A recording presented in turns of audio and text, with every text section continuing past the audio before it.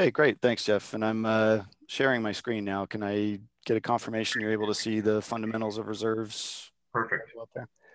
All right, perfect. Well, again, thanks for joining us today. My name is Will Simons. It's a pleasure to be with you all virtually.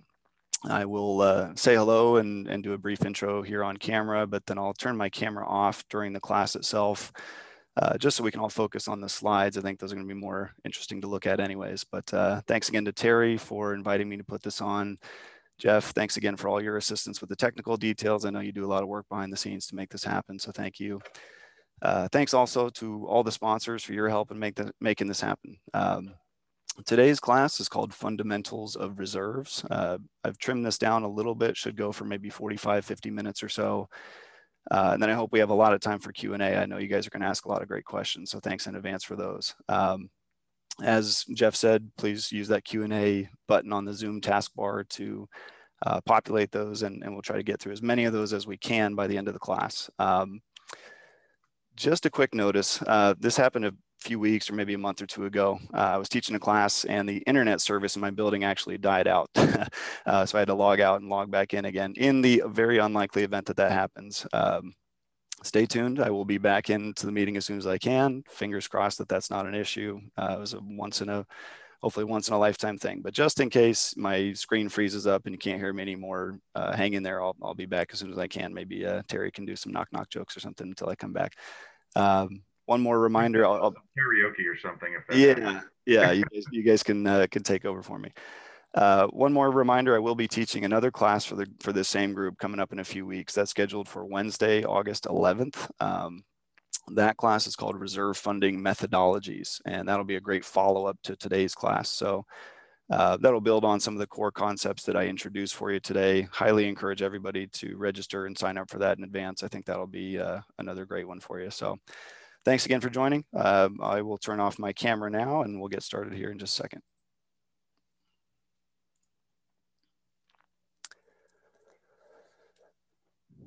Okay, so welcome to Fundamentals of Reserves. Today's class is approved for 1 hour of continuing education credit in either the insurance and financial management section or as an elective.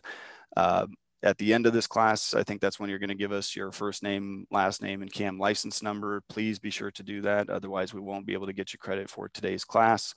But with that said, I don't want to give the impression that this course is only for managers, right? So board members, committee members, all you residents out there, everybody's going to learn a great deal about reserve budgeting and planning.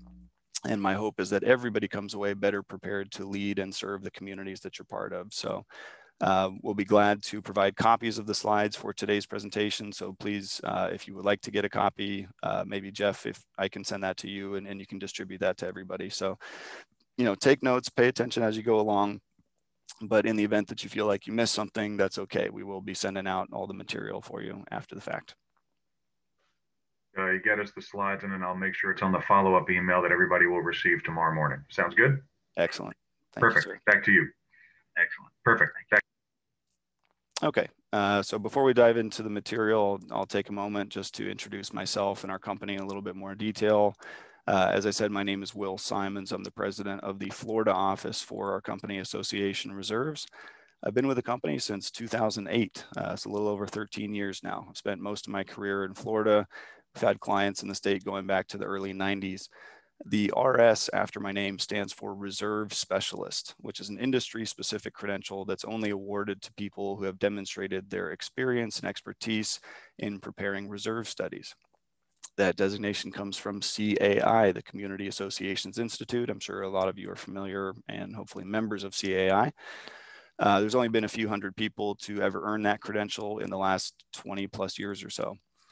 I've lived in both condos and HOAs. I've spent about 6 years serving as the treasurer of my own HOA in South Florida. We had about 635 homes there, a budget of over $1 million. And the reason I point that out is because I know what it's like to be on the other side of the table, right? Working with the volunteer boards, working with the committees, being on the other side, having the responsibility of, helping to manage an association, which, in many of our cases can represent hundreds of people, many millions of dollars worth of property value. Our company is the oldest and largest reserve study provider in the United States. We've been in this business now since 1986. We've completed tens of thousands of reserve studies for all different types of properties all around the world. We've got offices from coast to coast and more credentialed reserve specialists on staff than any other company. The majority of the work that we do is for community associations, including all types of condos, HOAs, timeshares, and other residential communities. But we also have a great deal of experience with other property types, things like office buildings, hotels, resort properties, worship facilities, schools, and so forth.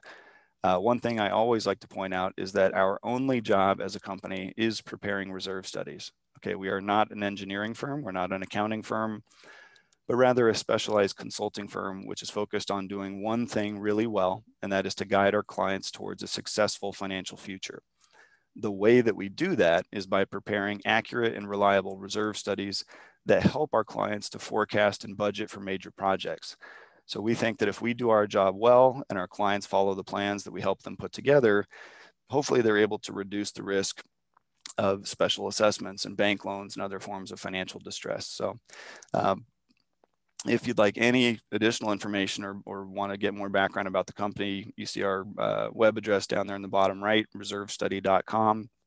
My email address will also be up on the screen, I think, later on.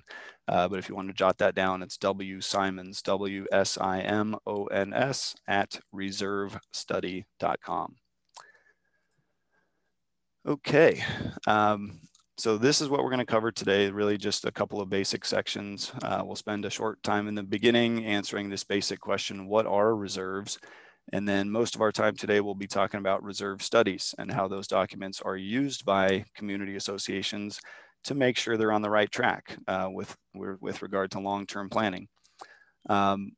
Just so everybody knows, and I think some of you may have taken this course before, you may remember we had this segment that I would kind of dive in and out of called the Hall of Shame, right? Where we had these really nasty looking pictures of, roofs with standing water on them and fences that were falling down and, abandoned clubhouses and, some of the real world type of stuff that we encounter in the course of doing our reserve studies. I've taken all that out, at least for the time being. Because in light of the tragedy in Surfside, I think, we've all just seen a worst case scenario take place. I'm not here to speculate or talk about what caused that building to collapse, and our hearts are broken and absolutely go out to all the victims there. But I do think as an industry that we should take this as a teachable moment. We can look at what's come out in the news about, the financial state of that building and what led to them getting to this point, at least financially, and what maybe could have been done along the way in terms of making repairs or preventive maintenance that might have helped lead to a different outcome. So that's really all I'm going to say about it. I just want everybody out there to really consider, that there is hopefully not a disaster like that will ever happen again, but we see financial disasters all the time. So if there's any takeaway for all of us from this moment, it should be, what can we do to try to help prevent that? Okay.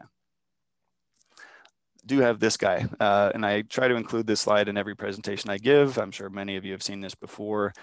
The reason I put this in here is because this, I think, illustrates a very common reaction or mindset when it comes to long-term planning. Okay, so what I see out there, what I'm sure some of you have seen amongst the people you work with, is this reluctance to embrace the real responsibility of long-term planning, right? I think this guy represents a classic attitude that we see when it comes to reserves and budgeting. If you look at the guy, he's got his eyes closed, fingers crossed, this really uncomfortable look on his face. And if there's one message that I want you all to remember from the class today, we all need to go out there to the people that we work with and help them get over this mindset, get around it, embrace the responsibilities that you have.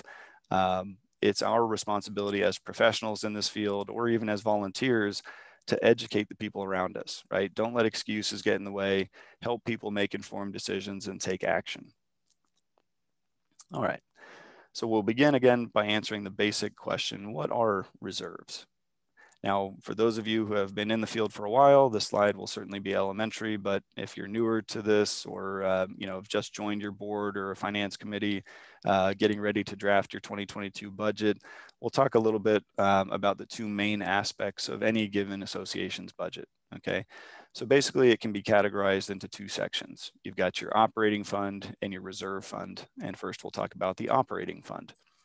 Okay, so this money is essentially there for the routine costs of running the business of the community association. Okay, these are the daily, weekly, monthly types of expenses for things like utilities, insurance, payroll, preventive maintenance, and all that good stuff.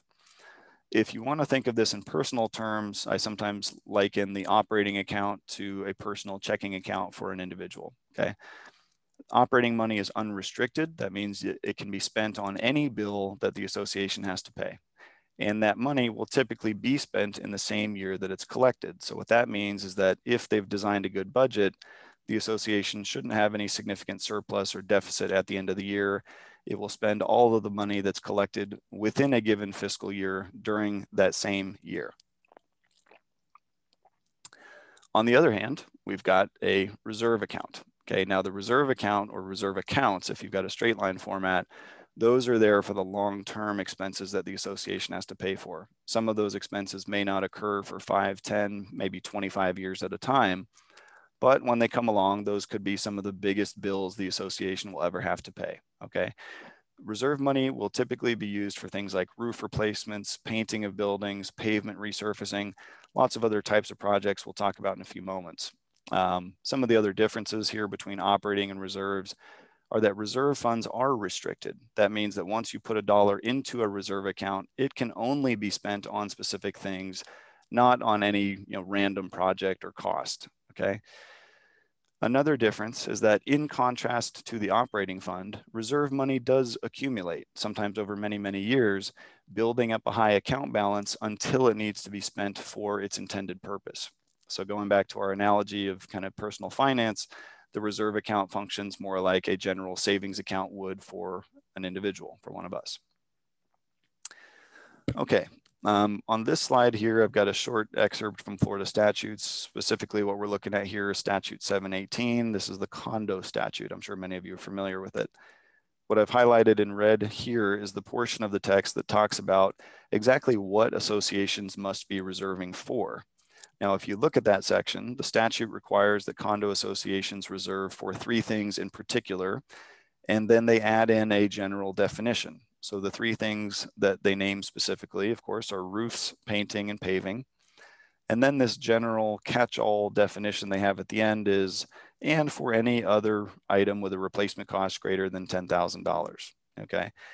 Now, if you're wondering, why is the number $10,000? It's a good question. I've been teaching this class probably for over 10 years now, asked this question in front of lots of different audiences, and I've never gotten a clear answer. I just kind of get blank stares.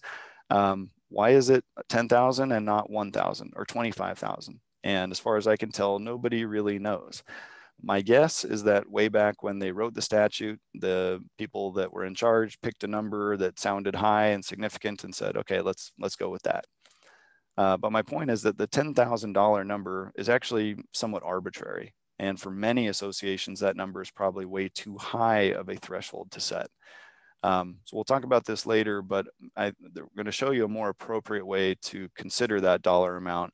And it's really in the form of a question, what is financially significant to my association? $10,000 being one of the, guideposts, but I would say for most of the reserve studies we do, we're setting that number quite a bit lower, sometimes as low as $1,000, $2,000. Okay, on this slide here, I've got a section of the statute pertaining to HOAs, Statute 720. And this one has even less to say about what an HOA community should be reserving for. Okay, so unlike the condo statute, the HOA statute does not have any specific checklist of items that need to be included. Instead, pretty much all you get from this is that, hey, there are certain things that the association is responsible for, and if you don't have reserves, that could result in a special assessment. Okay. Now, the good news here is that there is actually a much more realistic and thorough way to go about defining what any association should be including, and we'll talk through that process in just a little bit. Okay, for now, before we move on to our next section, just want to have you keep this basic definition in mind. Okay, from a practical standpoint, reserve money is there for an association to save over a long period of time for major repair and replacement projects. Now take a moment and notice what I did not say. Okay, I did not say that you can spend reserve money on capital improvements, on paying your insurance deductible, or really any other purpose. That's not what it's intended for. Let's say that an association doesn't currently have a playground, but all of the residents really, really want to put one in. Now that might be a very worthwhile thing to do, but you could not use reserve money for that, okay? That's adding a new element to the association that doesn't currently exist. What that means is that it would have never been considered in any prior year budgets. So any prior reserve contributions that were calculated were never taking that additional cost into account.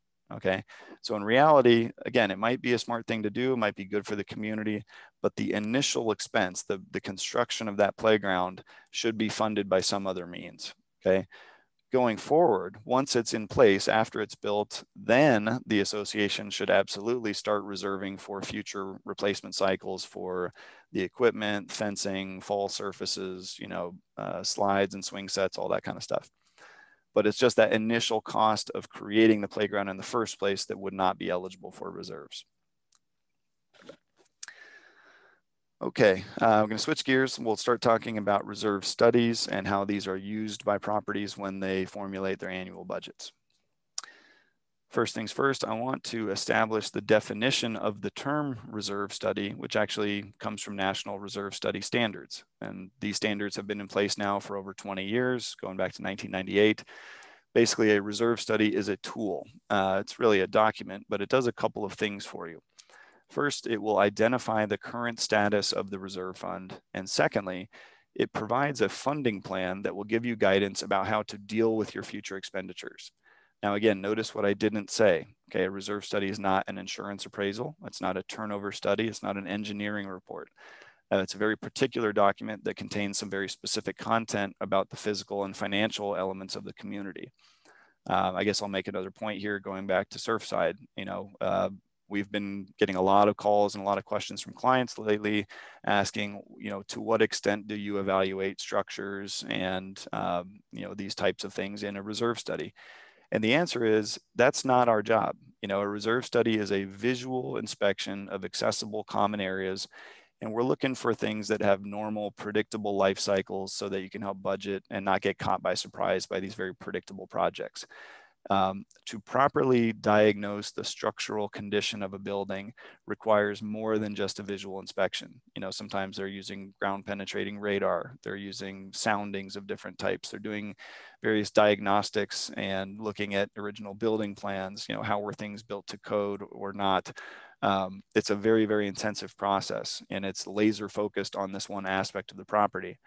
What I've always understood, and especially now what we're hearing back from clients, is that the cost of a proper structural evaluation is probably at least 5 to 10 times the cost of a reserve study.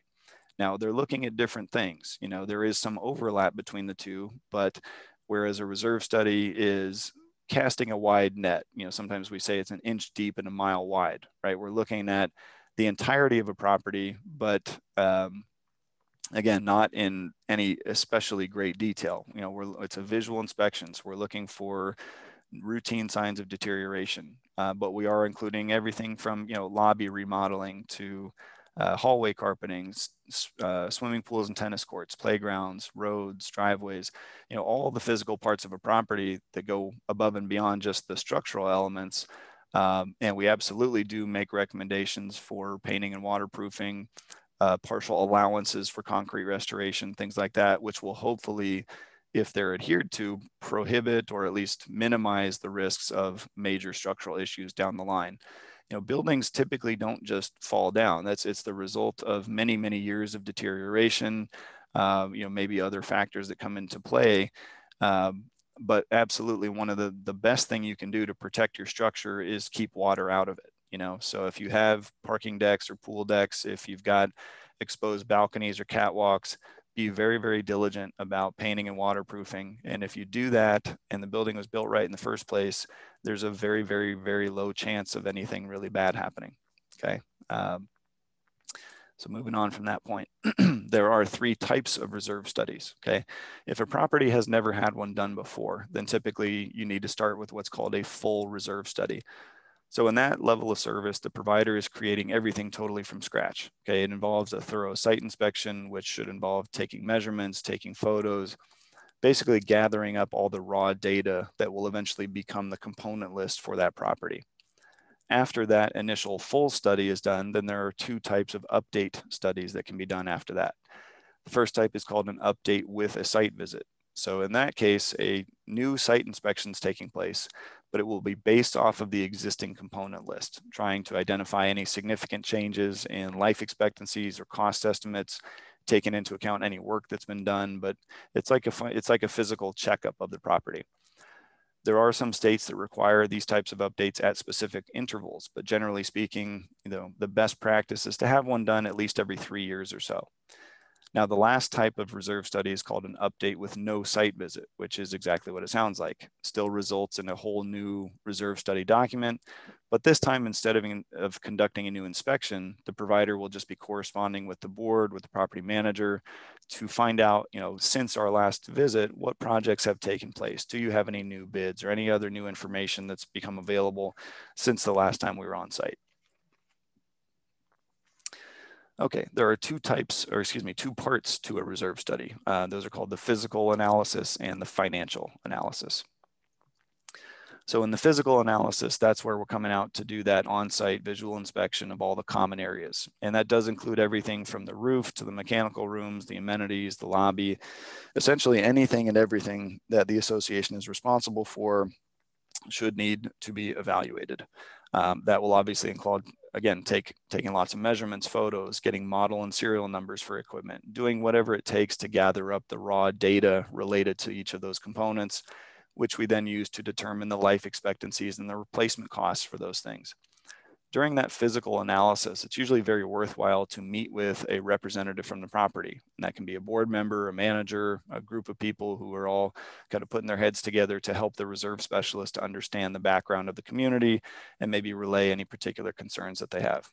The general idea is to try to collaborate, right? We want to gain insight from the people who live there, who work there 24/7, and get the benefit of their input, and we bring our experience and expertise to the table to help filter that information and turn it into something usable. The second part of the reserve study is what we call the financial analysis, and that's the part that takes place back at our office. That's where we organize all the raw data that came from the inspection, and we start analyzing it, researching particular costs and project history, comparing data against our experience with other similar properties, and putting in some recommendations, starting to draw some financial conclusions about where that community needs to go. There are 3 outcomes to a reserve study, and I'll talk about these one at a time. First and foremost, the reserve study will contain a component list, and the word component in this context really just means some instance where the association will be spending money. Okay, so a reserve component could be a roof replacement project. It can be a swimming pool resurfacing, a lobby remodeling. For each of these components, there are going to be 3 key pieces of information that need to be determined. First, we'll determine the useful life of that component. And what we mean there is its overall lifespan. In other words, how long will it be in place from start to finish, either from when it was originally installed or when it was most recently replaced, until that project needs to be done again. The second estimate is its remaining useful life. Now that number will be determined relative to a certain point in time. So for example, let's say you've got a component with a useful life of 10 years, and as of this fiscal year, it's 3 years old. In that case, you would estimate that, again, as of this fiscal year, its remaining useful life should be about 7 years. Lastly, we'll come up with an estimate for replacement cost. And I've been asked over the years if the word replacement is really specific. Does that matter? And to be clear, you don't always have to be fully replacing something to justify it as a reserve component. Okay, you could say upgrade, remodel, modernize, resurface. point is, don't get too hung up on the word choice. Instead, the focus is on the need to spend money to keep a component adding value and maintaining property value at the association.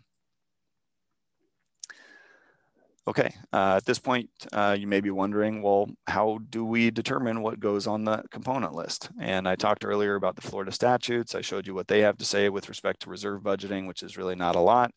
But I want to give you a different approach today. Most professional reserve study companies will be using this 4-part test, which again comes from National Reserve Study Standards. This is not proprietary to our firm.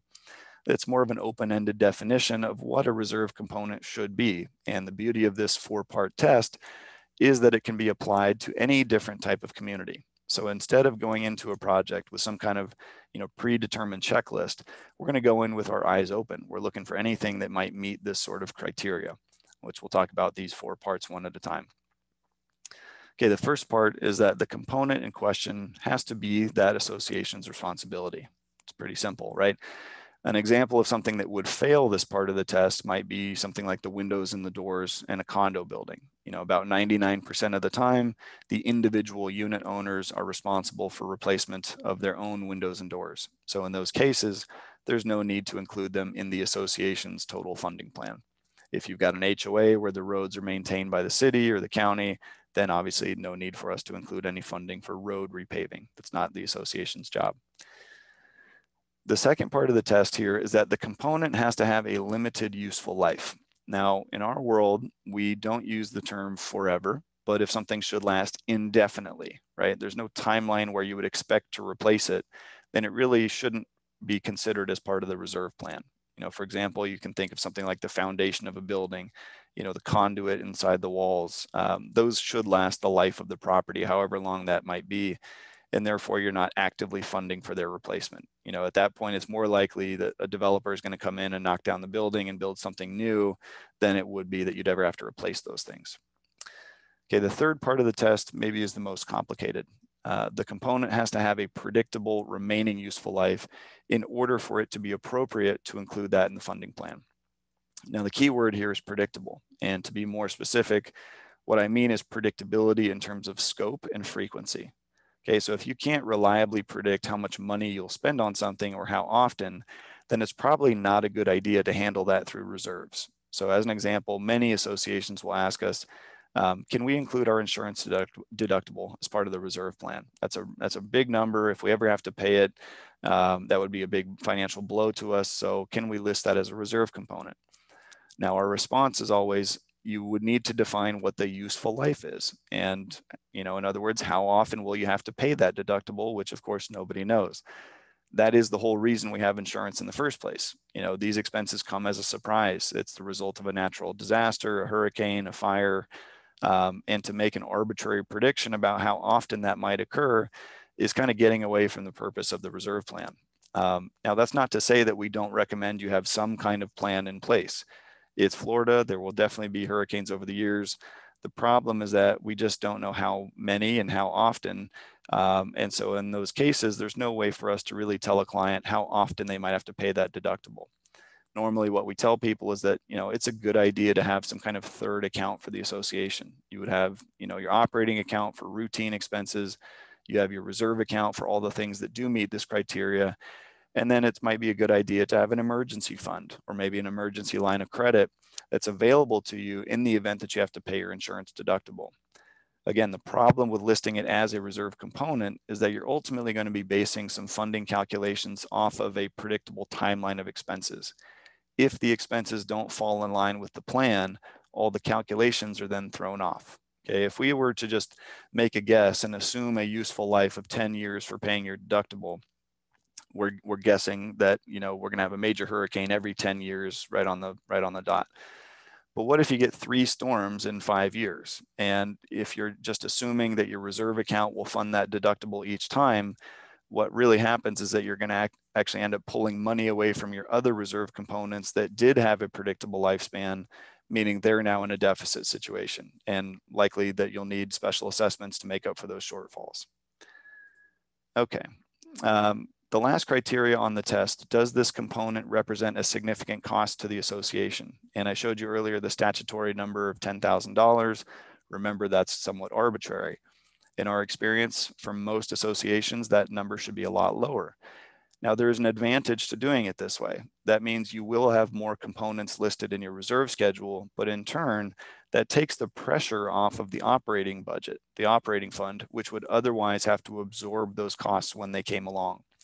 So if you're in a small association, let's say you've got 6 projects that are $5,000 each. Technically speaking, you would be consistent with the statutes if you took those out of your reserve plan because they're all individually less than 10 grand. But let's say you have a run of bad luck and all 6 projects happen to occur around the same time.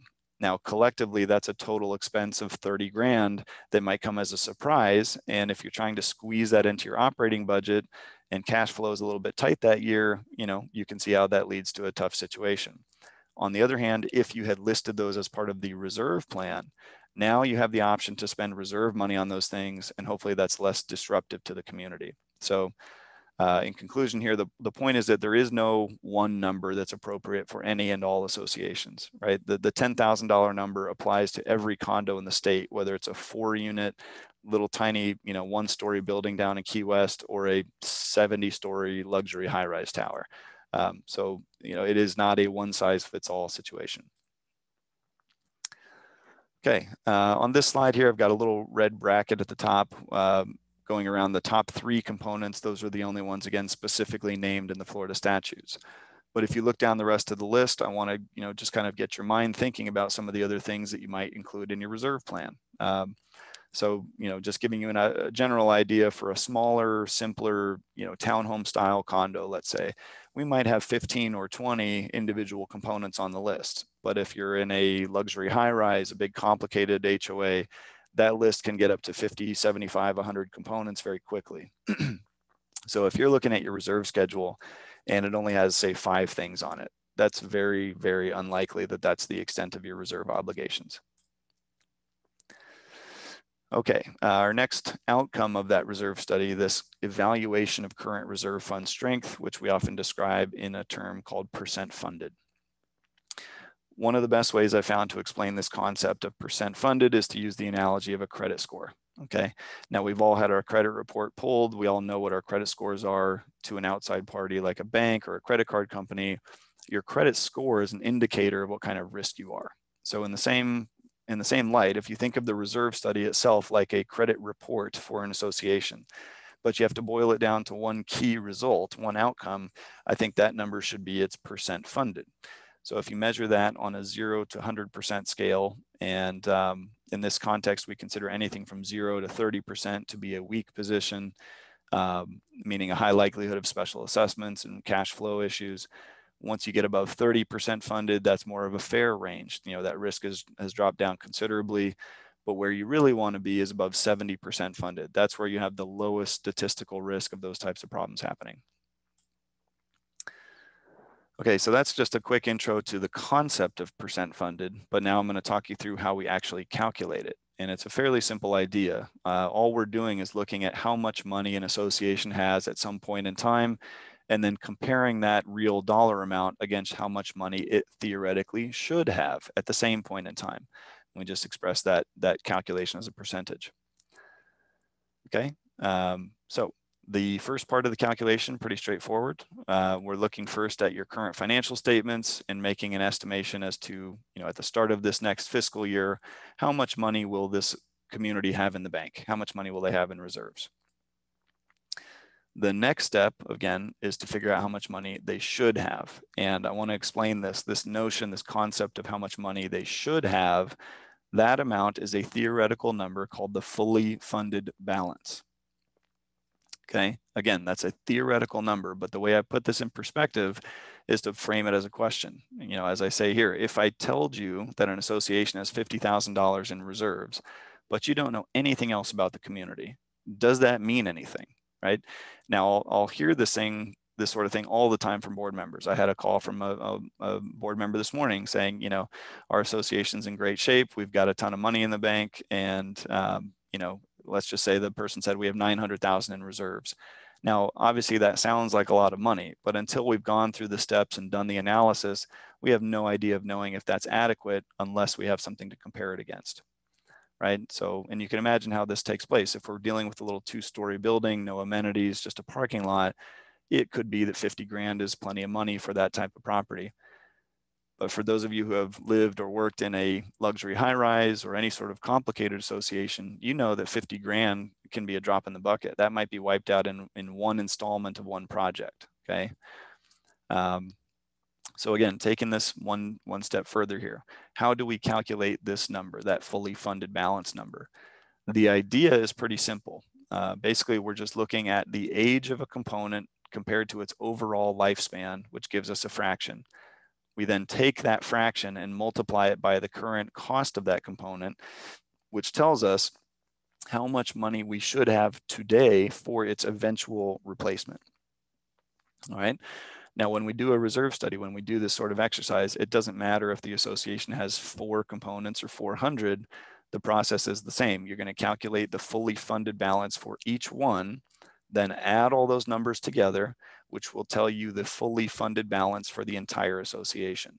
Okay. And once you've done that, now you have something you can use to measure the cash on hand and put that number in perspective. So we'll do an example together. Let's all pretend we're on the board or we're the manager of this property called the Seaview Condominiums, and our goal is to calculate percent funded at the start of this next fiscal year. Now that you understand the concept, you know the first thing we have to do is to establish the starting balance for that fiscal year. Now let's say we've reviewed the financial statements, we've taken into account any spending that will take place, you know based on your budget how much you're going to put into reserves. And let's say we do the math and that gives us a starting cash position of 60 grand. Let's just pretend that says 2022 since we're always looking forward in a reserve study. Okay, the next thing we're going to do is calculate the fully funded balance for each of those components. And for this example, we're going to limit it to 3 things. First up, let's look at the roof. Now, let's say the roof is 10 years old and has an overall useful life of 20 years. Let's give the roof a replacement cost estimate of $80,000. So keep in mind, again, the fully funded balance is only the proportion of the cost that you need to have on hand today. So since this roof is halfway through its life, in theory, you only need to have half of the replacement cost saved up today because you've got another 10 years to collect the difference. So in this case, we'll take 10 over 20, multiply that fraction by $80,000, which tells us that the theoretical fully funded balance for the roof as of right now is $40,000. Okay, it's halfway through its life. You should have half of the replacement cost in the bank today. Next example here, let's say you're doing calculations for gym equipment. Now, if we assume here that the equipment is, say, 5 years old with an overall lifespan of 15 years and a replacement cost of $30,000, then we know that the fully funded balance for that equipment right now should be $10,000. It makes sense because it's only a third of the way through its life. You only need to have a third of the replacement cost saved up by this point. One more, let's say you're painting the hallways of your building, and if you've done that 2 years ago and you want to do it every 8 years at a cost of $100,000, you take 2 divided by 8. It's a fourth or 25% of the way through its lifespan. At a cost estimate of 100 grand, we can now calculate our fully funded balance for hallway painting is 25,000.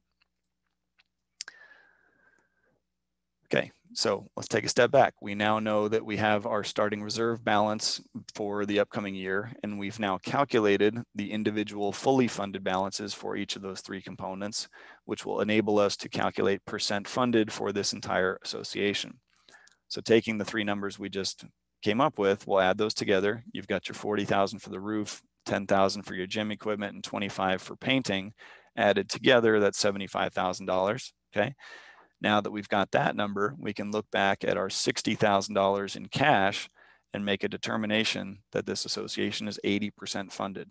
60 divided by 75 is 80%. Before we move on, I want to show you how we start to draw some financial conclusions about these associations based on level of percent funded. So what we're looking at on this chart here, this is the result of a huge internal analysis that our company did quite a few years ago, actually. But we looked at a data set at that point of thousands of associations. I think it was like 10,000 associations. And we were looking for 2 variables. First, in the reserve study, where did percent funded come out? And secondly, as part of the funding plan for that community, did we, yes or no, include any sort of special assessment? And the results were pretty obvious. Okay, so as you get closer to 0% funded, the lower your cash on hand, the higher the frequency that you need immediate special assessments. Now, the good news is that that drops very quickly. That risk drops down to only about 10% of the time, even when a community is only 40% funded. Okay, so there is a theoretical ideal of becoming 100%, but where you really want to be is out of this red zone here. A couple years later, we did another internal study, this time measuring the correlation between percent funded and actual property value of homes within those communities. And this time we did that using a data set from a large metropolitan area, basically greater Los Angeles, California. This time searching for a group of properties that were all as similar as they could be in terms of size and age and amenities and so forth. Next thing we did was to measure the appraised market value of the homes in those communities to see, is there any difference when the associations themselves are in a better financial position, right? In other words, what happens when an association is in a fair position compared to a weak position? So the first thing we did was set a baseline here. Okay, if we look first at communities that are in a weak spot, 0 to 30% funded, set that as the baseline in terms of dollars per square foot price point. As equal, again, all of these properties are as equal as possible. But what we found was that those that were in a fair position with regard to reserve funding tended to be about 8% more valuable. Dollars per square foot property value is about 8% higher in communities that were in a fair position. And an even bigger gain for the communities that were 70+% funded, in that strong level, there was almost a 13% gain. Okay. Now, you might intuit how that would be the case, right? The associations out there that have money in the bank tend to have better curb appeal, right? They're in better physical condition, which translates into those being more attractive to potential buyers. So again, one of the fundamental questions here, why is this stuff important? Well, you can actually demonstrate and argue that having a healthier reserve fund can actually lead to higher property value in the community. All right, well, we've only got maybe 5 or 6 slides left here. I'm going to go through these as quickly as we can because I know there's going to be a lot of great Q&A coming. So let's talk about our third and final outcome that you get from that reserve study, which is the funding plan. So we've talked about the first two. We talked about the component list, which is essentially defining what you're reserving for. Then we talked about percent funded, which tells us where a community stands as of a particular point in time. The next question to answer is, where do you go from here? And that's where the funding plan comes in. So the first thing we do is to look at the current budget for that community and just see what happens if the client stays within their current plan. What happens over time if, given their future expenditures, they just keep doing what they're doing. Now, if it's clear that that existing plan won't be sufficient when we model cash flow into the future, obviously you got to make some changes. Okay. Now there are 2 points to make here. First, the funding of reserves needs to be consistent with the timing of your overall assessments. So for example, if you have monthly dues that are paid to your association, there's got to be a monthly reserve contribution. I think in Florida, by law, that transfer has to be made within 30 days. In other words, what I'm saying is that you can't operate throughout the year, just fingers crossed, hoping that at the end of the year, you'll have a little surplus in operating. You scoot that over into your reserve account and pat yourselves on the back saying, hey, we funded our reserves. It doesn't work that way. It's a proactive plan. And the last point to make here is that in those cases where the historical contribution rate has not been sufficient, it's important to be real about that. Think of any required special assessments as a catch-up contribution, right? You're making up for all those years when your budget was not sufficient. And as these projects are drawing closer, you need to bring everything current and get the money in the bank in order to take care of them. There's a set of principles that come into play when you're designing these sorts of funding plans. I'll run through these individually. But first and foremost, as we look into the future, as we model those expenses over time, at the bare minimum, the amount of money that you put into reserves has to ensure that you will have some amount of cash on hand. Okay, that is the bare minimum requirement. It's something that we call baseline funding. I'm going to plug right now the next class I'll be teaching next month. We're going to go into a lot more detail about what that means. But the takeaway is obvious. If you don't have money in reserves, you are guaranteed to have special assessments or bank loans. And that's one of the things we're trying to prevent in the first place. The contribution to reserves has to be stable. So what that means is that we can't have huge spikes and decreases in the contribution rate over time based on, these kind of arbitrary fluctuations. It's not fair to assume that some future group of owners is going to be perfectly willing and able and happy to double the reserve contribution rate overnight, which in turn would make it easier on the people who live there today. Okay, you're not allowed to plug in any balloon contributions. Again, a subject I'll get into in more detail in the next class, but for example, if you've got $1 million roof replacement project that's going to happen 10 years from now, you can't operate with the expectation that, you'll raise $950,000 in year 9 and avoid putting away any meaningful contributions between now and then. You don't get to take years off. What that means is that if you've just spent a huge amount of money modernizing your elevators, for example, and you probably won't have to do that again for another 20, 25 years, that actually doesn't mean that you stop funding reserves for elevator modernization. That will happen again. It's a repeating process. And you should begin funding for the next time around as early as possible so as to spread the cost of the component over the longest period of time that you can. Right? You don't want to just assess your membership for all the deterioration that took place over the entire useful life of an asset all at once when something fails. The idea is that everybody should pay their fair share. It's not just the unlucky people who happen to live in the property when the life expectancy for something expires. Okay, that's like a game of musical chairs. All right, we've got one last slide here, and then we'll open this up for Q&A. This is maybe the most important principle to keep in mind when we're talking about reserve funding, which is to be fiscally responsible. And that means a couple of different things. First, it means being realistic with respect to interest and inflation. Okay, it is not realistic to assume that your reserve fund will earn 10% interest each year. We just know that reserve money can't be invested in anything very exciting. Okay, you should be assuming a fairly low return on those funds. With respect to inflation, we would also encourage you to use realistic numbers. What we've found through historical data is that over a long period of time, the average annual inflation rate tends to be about 3%. Okay, obviously that will fluctuate from one year to the next. This year we're seeing a lot higher inflation in certain materials, but that's on a long-term basis, you will see those things start to smooth out, but the overall trend is still increasing.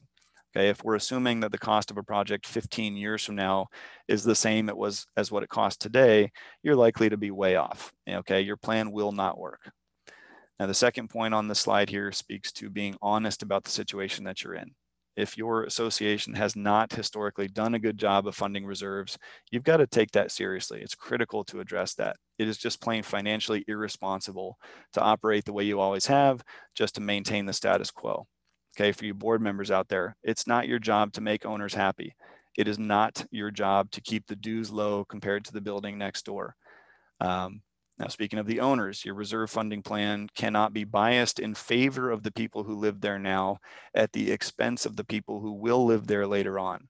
Okay, it's not fair to assume that they'll just pick up the tab for you.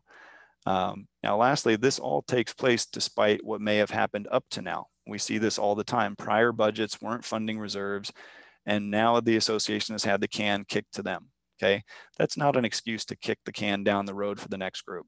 Okay, in a perfect world, and obviously we don't live in a perfect world, but in that case, all associations would have been carefully managed and guided over the years, and they would be in a stable financial position. We know that's just not the case most of the time. But that does not in any way remove the obligation from the board of directors to act responsibly and fulfill that fiduciary duty. Okay, having said all of that, and we'll bring this to a close in just a minute, we of course recognize this is a challenge for most communities. Okay, if your association has been operating for many years without funding things properly, there's a very good chance that you'll be in a financial hole that might be difficult to climb out of. But it's really important to be real about that. Don't put lipstick on a pig, okay? The owners in those communities deserve to make an informed decision, okay? Having a reserve study done is one way to make that possible. They need to know that if the reserves are not funded properly, then the only logical conclusion will be special assessments and or loans when things need to be done. So again, remember the guy that we looked at in the beginning with his eyes closed and his fingers crossed, just sort of hoping for the best. If you remember anything today, please remember that that mindset is not a substitute for a responsible financial plan. And with that, I will say thank you, and we will open this up to Q&A. So I've got my email address here up on the screen. I'll turn my video back on. Sorry about that. Go ahead and put your email address back up there. I hit the wrong. Quite all right. Quite all right. So yeah, at this point we can open it up. I don't know, Jeff, if you've got any questions that you've highlighted that might be a good place to start. I see Yeah, about we a do. dozen questions or so have been answered. We have a few, and the first goes back towards the beginning of the presentation. And for those looking for Will's email address, by the way, it does also appear on the evaluation. The evaluation link is now in the chat. So go ahead and click on that. Cams, we need you to fill that out to your credit, but we want everybody to fill it out so we know what we can present to you in the future. We want to know what we can do better. All right. So can I have my face back? Pardon? Can you put my face back? It won't let me. I'll send you a button. Send me a button. There you go. Okay, so the first question, Will, is for an HOA, we do not have, say, pickleball courts, but we know that they are very popular. We want to be able to construct several in say about 3 years. So why can't we reserve this expenditure? Thank you. Sure, you can absolutely save money for that. You just can't put it into a reserve account. Okay, so what that means is that you can dedicate some money into something like a capital improvements fund and start to sock away money specifically for that purpose. And educate all the owners to say, we want to have this. We want to identify, the need, the timeline. We know what the expense is going to be. So, by all means, you can save money for things as a community, but when you classify it as a reserve component, as a reserve expense, that means that it's restricted for that particular purpose. So it's really, a little bit of semantics, a little bit of terminology, but the idea is that you're saving up to create something new as opposed to maintain or replace an existing thing. Okay. And actually, this is my own question real quick. Earlier on, you showed the example of a fully funded association when you gave the example with all of the reserve items listed on one sheet. Can an association have several different reserve line items, like a roofing reserve, a pool reserve, a tennis court reserve? Can you have several different ones to make it maybe a little simpler on paper for everybody? Yeah, absolutely. And that's something that I'm going to cover in really exhaustive detail in the next class, Okay. the reserve funding methodologies. What you're talking about there is called straight line funding, where you've got dedicated reserve accounts for particular things, and you're really not meant to move money from a roof reserve to an elevator reserve to pay for that project. The money is kind of isolated in these various categories. Spoiler alert, I'm not a fan of that approach, and I'll give you a good explanation why when we get into that next class. Yeah. Sorry, I jumped ahead. It was a question that somebody texted in who knows me really well. Okay. Sure. Teresa asks, what would be the line item the association should put into next year's budget if the association wants to build a playground, which may cost $5,400? Currently, the association is using a pooled reserves.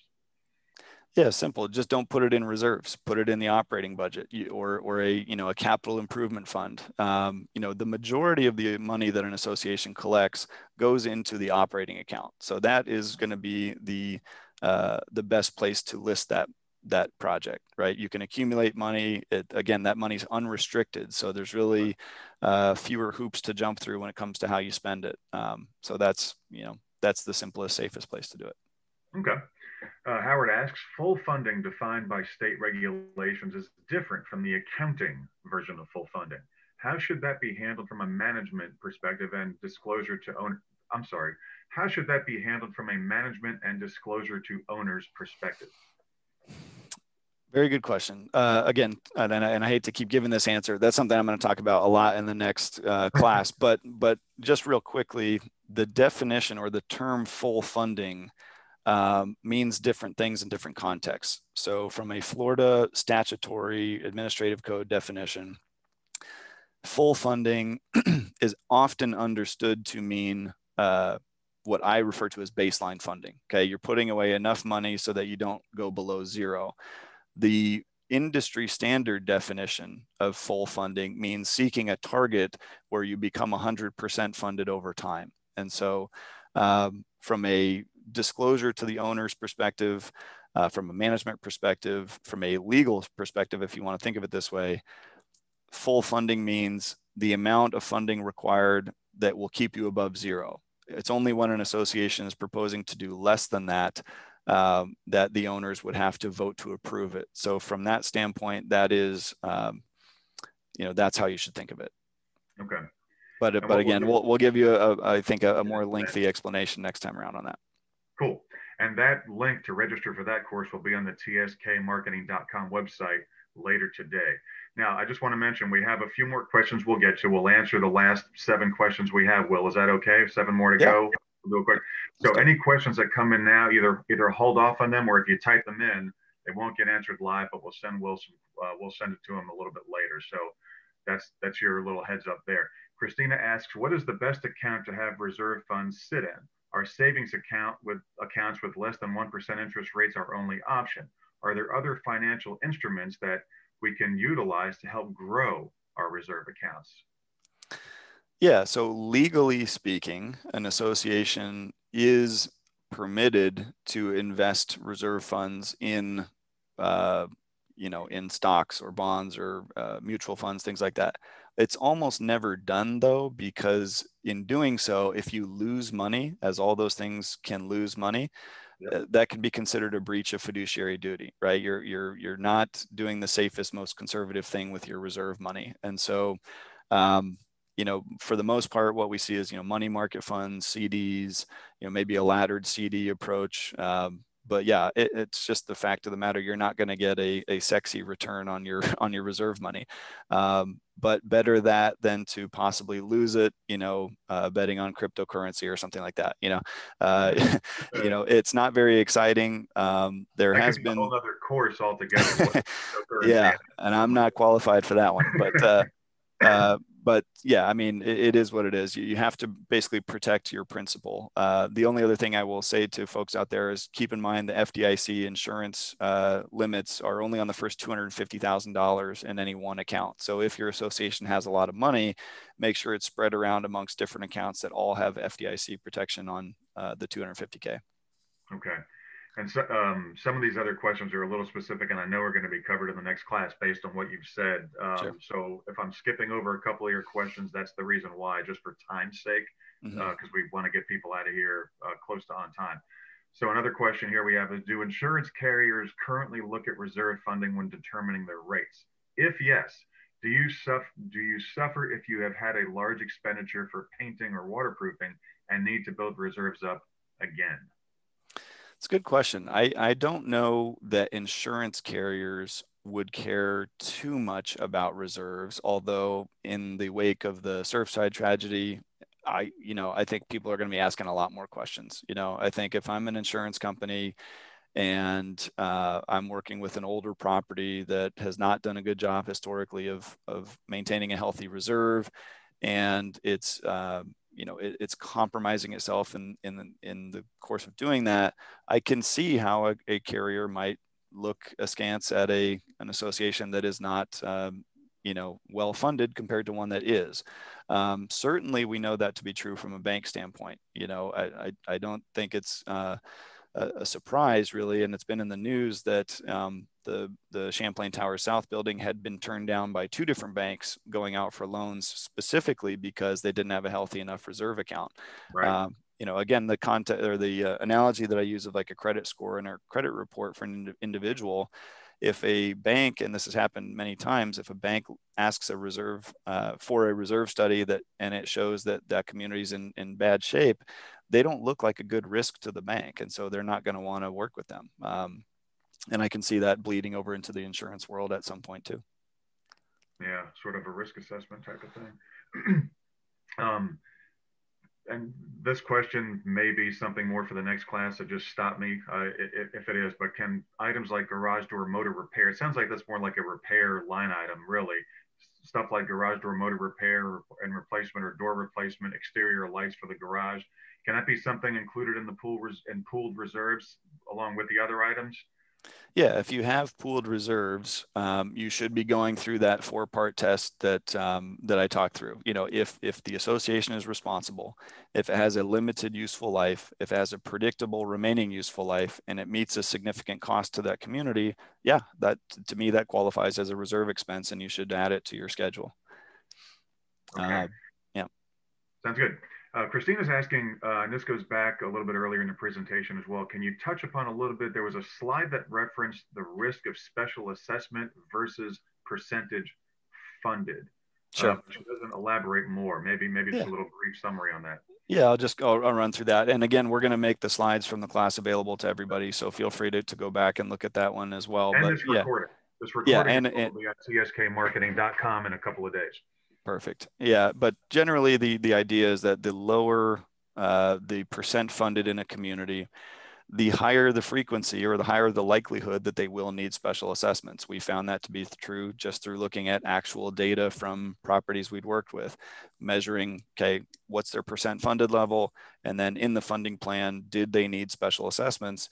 And the lower the percent funded level, the lower the cash on hand, the higher the need for special assessments. And in fact, I would say that chart actually understates the risk, because included in that analysis were many associations that had a low percent funded, but they were still relatively new properties. Okay, so you can imagine how an association that is relatively new, not a lot of things are near the end of their lifespan, but they're getting close. You know, they would have more time on their hands. They would have more time on their side, rather, to build up a reserve account. So it may be that they didn't need a special assessment right away. They would not have fallen into the bucket that were in the, graded out badly in that test. But if they kept doing what they were doing, then it's going to be inevitable, right? So that again just measured immediately are there special assessments, but didn't capture the risk of what would happen unless they started taking some steps forward. Well, in the words of Chevy Chase playing Gerald Ford on Saturday Night Live, Will, I was told there'd be no math. That's, oh my God.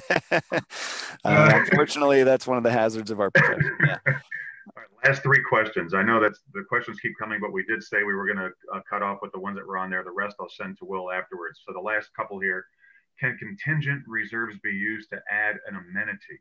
That sounds more like I don't. Well, there's two thoughts there. One, contingencies don't belong in reserve planning. Okay, in order to be a reserve expense, you have to have a well-defined life expectancy and cost estimate. A contingency is kind of by nature a reactionary, what else could go wrong type of approach. Now, I do believe you should have contingency funds in your operating budget, right? That is smart to have that listed on the operating side. And because that money is unrestricted, it's a little bit easier to spend. But you wouldn't want to list a contingency as part of reserves. You should do your due diligence to find out, how can we define what our real projects are, and then base those calculations off that. And then the second part there of that question is, to add a new component to an existing community should be thought of as a capital improvement. You could use contingency money for that in the event that nothing happens that otherwise would need contingency spending. Now you have a little bit of cushion there. You can use that towards some elective projects, but that should be done outside of reserve planning. Okay. Last two we have. We just received a settlement from a foreclosure unit for maintenance fees, special, whatever. So you receive found money. Essentially, this question is the association gets found money. The amount is a little over 3,000, whatever it is. It could be 3,000, whatever the amount is. Yeah. The board would like to put that in the reserves account. Can that be done? Sure. Yeah, absolutely. They would have to vote to determine which account if you had more than one reserve account.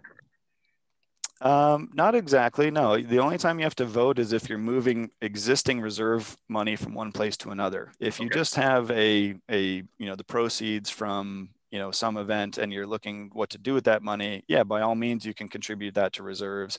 I guess the only thing I would say is, maybe consider, is there any other more urgent need for that? But if not, yeah, almost every association needs more money in its reserve account, and every little bit helps. Okay. If you are completing a reserve project mid-year, can you plan on consuming the full year's contribution, eliminating a potential assessment if you're a little short based on the current year, would you be resetting the clock at the next budget for that item? I would say yes. Yeah, I follow what you're saying there.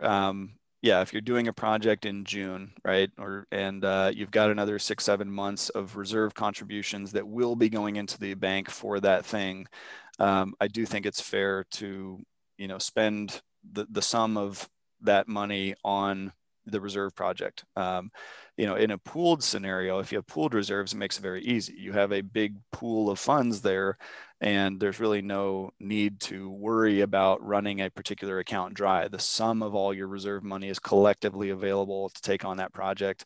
And you're absolutely right that when you budget for next year, you will be resetting the lifespan on that project, and therefore the amount of money that needs to go into it for the future should be lower. So yeah, if you've been doing a good job over the years, that should be a relatively smooth process. Do you have time for one more? This is sort of a follow-up from Teresa earlier. Okay, Sure. This is the last couple we promised, and that's it. we know y'all Yeah. need to get to lunch. Is it necessary to list all the items that are intended to be used in the pool reserve budget so that the funding can be used for items such as what she mentioned earlier, like because garage is not a normal item? Yeah, anytime you have a reserve fund, there needs to be a component list, or what they sometimes call a reserve schedule, that shows all of the items that are being factored into that calculation, along with their life expectancies and costs, right? So there's no magic numbers when it comes to reserve planning. You have to show exactly what that money is intended for and how you're calculating the funds that will go towards those projects. So just because you have a pooled reserve account, and again, another plug for our next class, we'll talk about that in a lot of detail. Yeah. You still need to disclose everything that's in the pool. A pooled reserve account is not a slush fund that can be used for anything and everything. It still needs to be kind of itemized in that way. Okay. And the last one is, can the surplus of an operating fund be voted by the membership to have it moved to the reserves at the end of the year? And I think you addressed it earlier, that voting, you can vote to move monies around, correct? Yeah, but I don't believe that would be required if you're moving money from operating to reserves. It's the other way. When you're moving, if you wanted to move money from reserves to operating, or from one reserve account to another, that's when the owners have to approve it. But I believe it's just a board decision. If you've got a surplus at the end of the year and you want to put that into your reserve account, then go ahead and do that. That makes a ton of sense. Will, now we put the survey link into the chat for everybody, and I see many of them are coming in. Cams, please be sure you do that. That is what we're using as your official digital signature that you attended. But we also have Will's contact information. But even though the contact info is there, can you please tell everybody how they can reach you one more time? Yeah, best way is reservestudy.com. Okay, that's the portal for everything. We've got a link there on the homepage if you want to request a proposal. If you need to contact us, there's many ways to do that. And we've got a ton of great articles and content and other material on there in case you want to do a deeper dive on any of these subjects. We're here to help. Sounds great. All right, well, thank you very much. Terry, Will, if you have any parting words, Well, I got cut off, unfortunately, before, so I'd just like to thank everybody and thank all of our service providers that are on the website. And right over here, here they are. Here they are. And Will, you did a great job as usual. You've been working with us for quite a while, and we really appreciate it. And anybody who wants to join the website should contact me. And we should go on there because Will has information. You can do an RFP on there or contact him through our website as well. And we look forward to you joining us for his next webinar. It's, it'll be as good as this one. So I'm done with that. And Jeff, you want to do anything more in housekeeping? Thanks, Terry. Thank you, Will. Will, thanks very much. I've worked with Will for so many years. He mentioned CAI earlier. You will not be sorry. It doesn't cost anything to make a phone call if you're unsure about something and you need some research done for your associations. Definitely give Will a call, as well as our other providers on TSK. Again, a phone call costs nothing just to inquire.